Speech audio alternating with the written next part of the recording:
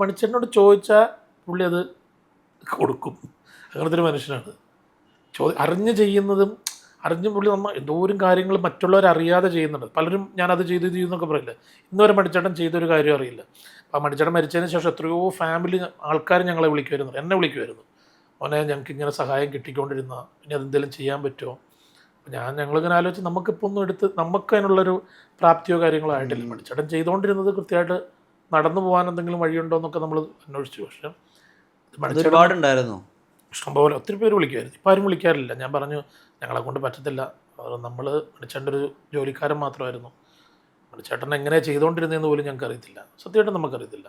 മണിച്ചേട്ടൻ എങ്ങനെയാണ് ഫണ്ട് കൊടുത്തുകൊണ്ടിരുന്നതെന്നോ അല്ലെങ്കിൽ മണിച്ചേട്ടൻ അത് ഏത് അക്കൗണ്ട് വഴിയാണ് കൊടുക്കുന്നത് ഒന്നും നമ്മൾ അന്വേഷിക്കാനും പോയിട്ടില്ല. നമുക്കറിയത്തില്ല അതിനെക്കുറിച്ച്. അപ്പോൾ അതുകൊണ്ട് ഞാൻ പറഞ്ഞു, എന്നെ വിളിക്കുന്നതോടൊക്കെ ഞാൻ പറഞ്ഞു നമുക്കറിയത്തില്ല, നമുക്ക് അല്ലാതെ ഞങ്ങൾ എന്തെങ്കിലും ചെയ്തു തരാമെന്നൊക്കെ പറഞ്ഞിട്ട്. പിന്നെ ഇപ്പം ആരും അങ്ങനെ വിളിയൊന്നുമില്ല. ആദ്യത്തെ ഒരു 1-2 മാസവും ഒരു വർഷത്തോളം അങ്ങനത്തെ പ്രശ്നങ്ങളുണ്ടായിരുന്നു. ഇപ്പോൾ പ്രശ്നമില്ല. ഇപ്പം എല്ലാവർക്കും അറിയാം. കാരണം അതിനുള്ള വരുമാനം നമുക്കില്ലാന്നും നമ്മളെങ്ങനെ ജീവിച്ചു, മണിച്ചേട്ടൻ തരുന്ന പൈസ കൊണ്ട് നമ്മളും ജീവിച്ചുകൊണ്ടിരുന്നു.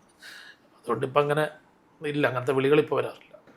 ഈ അങ്ങനെയുള്ള കുറിപ്പുകൾ ശ്രദ്ധയിൽപ്പെടാറുണ്ടോ? ശ്രദ്ധിക്കാറുണ്ട്. പക്ഷേ മണിച്ചേട്ടൻ മരിച്ചതിന് ശേഷം ഞങ്ങളങ്ങനെ ഒന്നും നോക്കാറില്ല.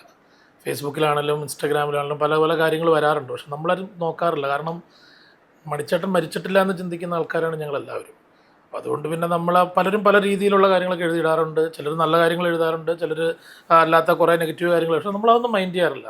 ഇതിലൂടെ ഇതിലൂടെ പോകാമെന്ന് പറയുന്ന പോലെ തന്നെ ഒഴിവാക്കുള്ളൂ. അതുകൊണ്ട് നമുക്കത് നോക്കാറില്ല ശരിക്കും പറഞ്ഞാൽ. 10 മുതൽ 15 വരെയുള്ള ഒരു കാലഘട്ടത്തിൽ നിരന്തരമായിട്ട് അദ്ദേഹത്തിന് ഇങ്ങനെ എന്താ പറയുക, എയർപോർട്ടിൽ പിടിച്ചു നിർത്തുക, അല്ലെങ്കിൽ എവിടെയെങ്കിലുമൊക്കെ ചെക്കിങ്ങിൽ പിടിച്ചു നിർത്തുക. എന്നാൽ ആ കേസുകളിലൊക്കെ തന്നെ അദ്ദേഹത്തെ വെറുതെ വിടുകയും ചെയ്യും. എന്തായിരുന്നു ആളുകൾക്ക് അദ്ദേഹത്തിനോടുണ്ടായിരുന്ന ആ വൈരാഗ്യം? പേഴ്സണലായി സംസാരിച്ചിട്ടില്ല? എനിക്കില്ല, അങ്ങനെ നമ്മൾ സംസാരിക്കാറില്ല. അങ്ങനെ പേഴ്സണൽ ചോദിക്കാം, നമ്മൾ കണ്ടുകൊണ്ടിരിക്കുന്ന കാര്യങ്ങളല്ലേ. ഒരു പ്രശ്നങ്ങൾ വരികയാണ് തന്നെ. എനിക്കറിയത്തില്ല എയർപോർട്ടിൽ വിഷയം എന്നൊക്കെ പറഞ്ഞു കഴിഞ്ഞാൽ ഇറങ്ങിപ്പോകുന്ന വഴിക്കാണ് ആ പ്രശ്നം ഉണ്ടാകുന്നത്. ഞങ്ങളെല്ലാവരും ഉണ്ട്, ഞാനാണ് കൂടെ ഉള്ളത്. അപ്പോൾ ഞാനുണ്ട്, ഷിബു എന്ന് പറഞ്ഞൊരാളുണ്ട്, മണിച്ചേട്ടൻ. ഞങ്ങൾ കുവൈറ്റിൽ നിന്ന് ഷോ കഴിഞ്ഞ് വരും. ഇറങ്ങിപ്പോകുന്ന വഴിക്ക് ഒരു കസ്റ്റംസിലൊരു സാറ്, എന്താ പണി, കയ്യിൽ വലിയ വളയൊക്കെ ഉണ്ടല്ലോ, സ്വർണ്ണക്കടത്താണോ? അന്ന് സ്വർണ്ണക്കടത്തിൻ്റെ സമയം അങ്ങനെ എന്താ വിളിച്ച് ചോദിക്കുന്നു. അപ്പോൾ ഞാൻ ലഗേജ് എടുക്കാൻ നിൽക്കുന്നു. അത് ആ മണിച്ചേട്ടൻ്റെ ചുറ്റും ആൾ കൂടി ഫോട്ടോ എടുക്കാൻ വേണ്ടി. അപ്പോൾ അവർക്ക് അവരുടെ ചെക്കിങ് കാര്യങ്ങളൊക്കെ ബുദ്ധിമുട്ടോ എന്തോ വന്നപ്പോഴാണെന്ന് തോന്നുന്നു. അങ്ങനെ ഒരു ചോദ്യം. പിന്നെ അത് മണിച്ചേട്ടൻ ആണോ എന്നാ നോക്കിയോ എന്ന് പറഞ്ഞിട്ട്, സ്വർണ്ണക്കടത്താണോ നോക്കിയോ എന്ന് പറഞ്ഞിട്ട്, ഞാൻ കൊണ്ടുപോയത് തന്നെയാണ് എന്നും പറഞ്ഞിട്ട് വളയം ഊരി കൊടുത്തു. അതാണ് ആ ഇഷ്യൂയിലേക്ക് മാറിയത്. അദ്ദേഹം ഒരു കാഷ്വലായിട്ട് ചോദിച്ചു, ഇദ്ദേഹം കാഷ്വലായിട്ട് പറഞ്ഞു, അത്രേ ഉള്ളൂ. പിന്നെ അത് ആകെ പുലിവാലായി.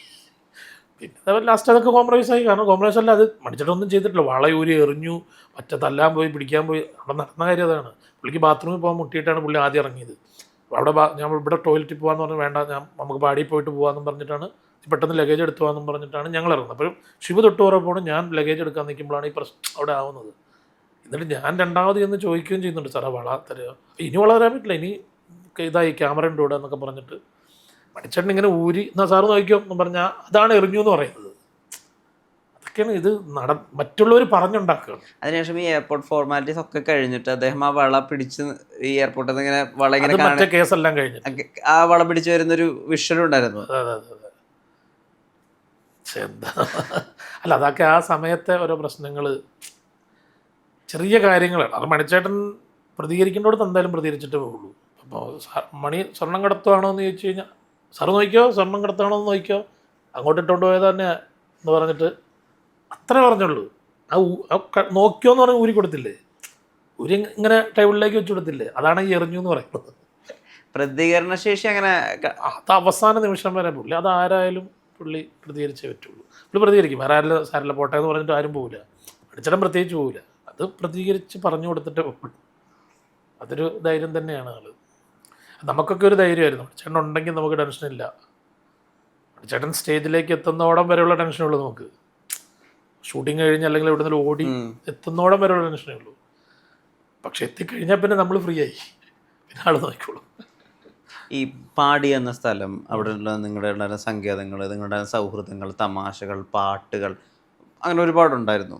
ഇപ്പോഴും അങ്ങനത്തെ സൗഹൃദ സദസ്സുകൾ ഒരുപാട് നടക്കുകയും ചെയ്യുന്നുണ്ട് ഇപ്പോഴും. അതായത് കൂട്ടുകാരൊത്ത് കൂടുന്നുണ്ട്. ഇപ്പം ഞാൻ പ്രസീത ചാലക്കുടി എന്നുള്ളൊരു കലാകാരി ഇൻ്റർവ്യൂ എടുക്കാനായിട്ട് പോയിരുന്നു. അപ്പോൾ അവർ പറഞ്ഞിരുന്നു അവരുണ്ടായിരുന്നു എപ്പോഴും അവിടെ പാട്ടും തമാശകളൊക്കെ നമുക്ക് കേൾക്കാം എന്നുണ്ടായിരുന്നത്. ഇത് നിങ്ങൾ ഒരുപാട് ആസ്വദിച്ചൊരു സ്ഥലമാണ് ഈ പാടി എന്ന് പറയുന്നത്. പിന്നെ ഈ പാടി എന്നുള്ളൊരു വാക്ക് കേൾക്കുന്നത് തന്നെ ഭയങ്കര ഒരു ഭയം ഉണ്ടാക്കുന്ന ഒരു അവസ്ഥയിലേക്ക് ചെന്നെത്തിയ സമയമില്ലേ? ഭയം ഒന്നും ഉണ്ടാക്കില്ല. നമുക്ക് പാടി എന്താണെന്ന് നമ്മുടെ മനസ്സിലുണ്ട്. ഉം. അതിൽ ചാലക്കുടി അങ്ങ് എത്തുമ്പോൾ, അങ്കമാലി കഴിഞ്ഞ് ചാലക്കുടിയിലേക്ക് കയറുമ്പോൾ നമ്മൾ അറിയാണ്ട് ആ പാലം കയറുമ്പോൾ തന്നെ അങ്ങോട്ട് നോക്കിപ്പോകും. ഇപ്പോഴും നോക്കും. അവിടെ പാടി, ആ പാലത്തിൻ്റെ അവിടെ നിന്ന് കാണാമായിരുന്ന പാടി, പാലത്തെ കൂടെ പാസ് ചെയ്യുമ്പോൾ ചെണ്ട പാടി, അവിടെ ഉണ്ടോ പാടി, അത് ആരും അറിയാണ്ട് പറഞ്ഞു പോകും നമ്മൾ. ആ പാടി ഇപ്പോഴും അവിടെ തന്നെ ഉണ്ട്. ഇപ്പം എങ്ങനെ കിടക്കുന്നതെന്ന് അറിയില്ല. ഇപ്പം ഞങ്ങളങ്ങോട്ട് ആരും പോകാറില്ല. പക്ഷെങ്കിൽ ആ പാടിയുടെ ഒരു പണ്ടുണ്ടായിരുന്ന പാടി നമ്മുടെ മനസ്സിൽ ഇപ്പോഴും ഉണ്ട്. ആ പാടിയായിട്ട് തന്നെയുണ്ട്. അവിടെ മണിച്ചേട്ടനും ഉണ്ട്, എല്ലാവരും ഉണ്ട്. കുക്കിങ്ങും കാര്യങ്ങളും പാട്ടും ബഹളമൊക്കെ ആയിട്ട് അങ്ങനെ നടക്കും. കാണുമ്പോൾ ഒരു വിഷമമുണ്ട്. പക്ഷെ അതിനൊരു ഉന്മാദത്തിന്റെ കേന്ദ്രമാക്കിയിട്ട് ആ മാർച്ച് മാസം മുഴുവനും പല വാർത്തകളിൽ വന്നപ്പോൾ അതൊന്ന് സ്ഥിരീകരിക്കണം, ഇതല്ലായിരുന്നു അവസ്ഥ, അവിടുത്തെ അവസ്ഥ എന്ന് പറയണം എന്ന് തോന്നിയിട്ട് കാര്യമില്ല. നമുക്ക് പറയാൻ പറ്റില്ല. വോയിസ് ഇല്ലായിരുന്നു. വോയിസിന്റെ മാത്രം നമ്മൾ ഒരാളായി പോകും, ഒറ്റയ്ക്കായി പോകും. മറ്റെല്ലാം ആക്രമിക്കാൻ നിൽക്കുകയാണ്. കാരണം വലിയൊരാളാണ് പോയേക്കുന്നത്, കൂട്ടുകാരാണ് അത് ചെയ്തേക്കുന്നത്, അങ്ങനെയുള്ളൊരു പേരൊക്കെ വന്നേക്കല്ല. അപ്പം പിന്നെ നമുക്കവിടെ പ്രതികരിച്ചിട്ടൊന്നും കാര്യമില്ല. അതൊക്കെ ദൈവം അത് തെളിയിക്കേണ്ട സമയത്ത് തെളിയിക്കേണ്ട ആൾക്കാർ തെളിയിച്ചു. വേറെ പ്രശ്നങ്ങളൊന്നുമില്ല. ഇപ്പോൾ ആർക്കും ശബ്ദവും മിണ്ടവും വേണ്ട. ഇപ്പം മണിച്ചേട്ടൻ്റെ പേരിൽ മറ്റേ എന്താ പറയുക, ഫെസ്റ്റിവൽ നടത്തുക, ഫൗണ്ടേഷൻ നടത്തുക, അങ്ങനെയുള്ള പരിപാടികളൊക്കെ. അദ്ദേഹത്തിൻ്റെ അനിയൻ RLV രാമകൃഷ്ണൻ, അദ്ദേഹം പ്രൊഫസർ ആവാൻ വേണ്ടി പോകുന്നു. അദ്ദേഹത്തിന് ഡോക്ടറേറ്റ് ലഭിച്ചിരിക്കുന്നു. അദ്ദേഹത്തിൻ്റെ ജീവിതത്തിൽ വളരെ പ്രധാനപ്പെട്ട ഒരു സമയമുണ്ടായിരുന്നു ഈ അടുത്ത്. അദ്ദേഹം വലിയ വിഷമഘട്ടത്തിലൂടെ കടന്നു പോവുകയും സപ്പോർട്ട് എല്ലാ ഭാഗത്തു നിന്നും വരികയൊക്കെ ചെയ്തിരുന്നു. അപ്പോൾ അന്ന് അദ്ദേഹം പറയുന്നത്, എനിക്ക് എൻ്റെ ഏട്ടനുണ്ടായിരുന്നെങ്കിൽ എനിക്കിന്ന് ഒരുപാട് ബലമുണ്ടായിരുന്നു എന്നുണ്ടായിരുന്നത്. ആ ഒരു സമയത്ത് അദ്ദേഹത്തെ വിളിക്കുകയോ സംസാരിക്കുകയോ എന്തെങ്കിലും ചെയ്തിരുന്നു ജിൻഡോ ചേട്ടൻ? ഞാൻ അങ്ങനെ അവരുമായിട്ട് അങ്ങനെ ഞങ്ങൾ രണ്ടുപേരോട് ഒരു സിനിമയിൽ ഒന്നിച്ച് അഭിനയിച്ച ആദ്യം, അസനോടി മന്നാടിയാർ സ്പീക്കിംഗ്. പിന്നെ ഞാൻ ആ പടമൊക്കെ കഴിഞ്ഞ് പിന്നെ അങ്ങനെ ഒരു സൗഹൃദം കീപ്പ് ചെയ്യാൻ പറ്റിയില്ല. ഞാൻ മണിച്ചേട്ടൻ്റെ അടുത്തേക്ക് മാറി. പടമൊക്കെ കഴിഞ്ഞിട്ട് പിന്നെ മണിച്ചേട്ടൻ്റെ കൂടെ പിന്നെ ഞാൻ മണിച്ചേട്ടൻ്റെ ഇതിലേക്ക് അങ്ങ് ആയിപ്പോയി. പിന്നെ കണ്ണൻ ഞങ്ങൾ വിളിച്ചോണ്ട്, കണ്ണനായിട്ട് അങ്ങനെ വലിയ ബന്ധങ്ങളില്ലായിരുന്നു. മണിച്ചേട്ടനായിട്ടുള്ള ബന്ധത്തിൽ അങ്ങനെ അങ്ങ് പോകും. ഈ മണിച്ചേട്ടൻ അനിയൻ്റെ ഈ ഒരു കഴിവില്ല, അല്ലെങ്കിൽ അദ്ദേഹം പല ഇതിലും റാങ്ക് വാങ്ങിച്ചിട്ടൊക്കെയാണല്ലോ പാസ്സായിട്ടുണ്ടായിരുന്നത്, അതിൽ വലിയ പ്രൗഡായിരുന്നു എന്നൊക്കെ? ഉറപ്പായിട്ടും. പല സ്ഥലത്തും മണിച്ചേട്ടൻ മനോരമയിലൊക്കെ വിളിച്ച് പറയുന്നത് ഞാൻ ഇപ്പോഴും ഓർക്കുന്നുണ്ട്. അവന് എൻ്റെത് കിട്ടിയിട്ടുണ്ട്, അവന് ഇതൊന്നും ചെയ്തു കൊടുക്കണം. അത് മണിച്ചേട്ടൻ ഭയങ്കര ഇതായിരുന്നു. മണിച്ചേട്ടൻ എത്താൻ പറ്റാത്ത വിദ്യാഭ്യാസമാണെങ്കിൽ എല്ലാം കൊണ്ടും കണ്ണൻ അതിൻ്റെ ഒരു ലെവലിൽ എത്തിയിട്ടുണ്ട്. അത് മണിച്ചേട്ടൻ ഭയങ്കര പ്രൗഡ് തന്നെയായിരുന്നു. ഇപ്പോഴും ഭയങ്കര കാര്യമായിരുന്നു, ഇഷ്ടമായിരുന്നു. മണിച്ചേട്ടൻ്റെ മകൾ ശ്രീലക്ഷ്മി, ഭാര്യ, അവരിപ്പോൾ എന്ത് ചെയ്യുന്നു? അവർ സന്തോഷത്തിലാണോ? സന്തോഷത്തിലായിരിക്കും. കാരണം അവർക്ക് അവരുടെ ഒരു സർവൈവ് ചെയ്യേണ്ട സമയമൊക്കെ കഴിഞ്ഞു. അവരിപ്പം എനിക്കൊന്ന് ഡോക്ടറേറ്റിനൊക്കെ പഠിച്ച് നിൽക്കാൻ തോന്നുന്നു. ഞങ്ങൾ ഫാമിലിയായിട്ട് അങ്ങനെ അധികം വലിയ ബന്ധമില്ല. ഞങ്ങളങ്ങനെ പോകാറില്ല അങ്ങോട്ട്. മണിച്ചേട്ടനുള്ള സമയത്തും അങ്ങനെ വീട്ടിലേക്ക് പോകാറില്ല. പാടിയിൽ വെച്ച് കാണും, സംസാരിക്കും.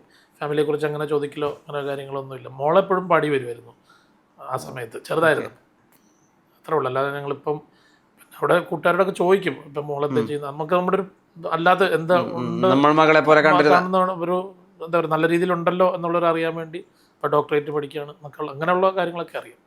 അദ്ദേഹത്തിൻ്റെ ഈ തമിഴ് സിനിമയുടെ ക്ലിപ്പുകളൊക്കെ ഇപ്പോഴും യൂട്യൂബിൽ ഫേസ്ബുക്കിലൊക്കെ ഭയങ്കര വൈറലാണ്, വലിയ വ്യൂ കൗണ്ടാണ് അതിനൊക്കെ. അപ്പോൾ അതിൽ തമിഴ് ആളുകൾ തന്നെ എഴുതുന്നുണ്ട്, ഇത്രയധികം ഒബ്സർവേഷൻ ഉള്ള ഒരു ആക്ടറിനെ നമുക്ക് തമിഴിൽ പോലും കിട്ടിയിട്ടില്ല.